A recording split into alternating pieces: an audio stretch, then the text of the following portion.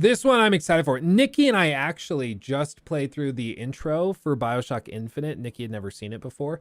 And so I played through it with her, and it's really good. I forgot how great that game is. Just the intro is fantastic. It's highly cinematic. The music's amazing. The world is so unique. Like, Bioshock Infinite is truly tremendous.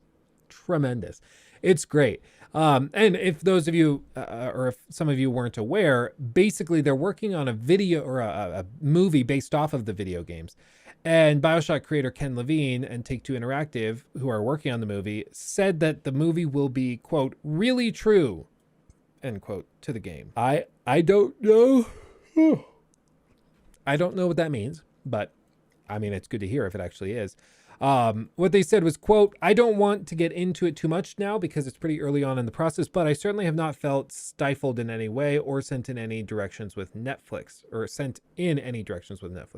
The upcoming Bioshock movie was officially announced earlier this year, despite different versions being in development for many years prior to this. In fact, Gore Verbinski's planned Bioshock movie was just 8 weeks away from filming. This, I mean, I'm all into it. I freaking love Bioshock. I think it's tremendous. I love that franchise. It's so heartbreaking. It's been almost a decade since we got the last Bioshock.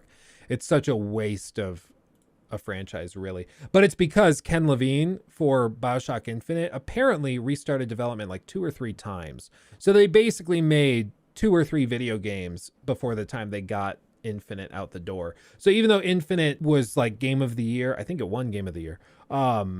There wasn't like a definitive Game Awards, but it won a ton of Game of the Year awards and it was super celebrated.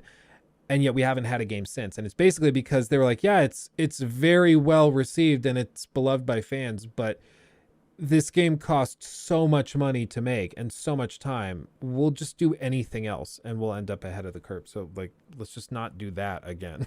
Which is just heartbreaking. Ken Levine is like an actual crazy person, but he is a hardcore artist and knows what he's doing with Bioshock. I would love to see another game come out soon. I know they're working on one, but we'll see if that ever sees the light of day.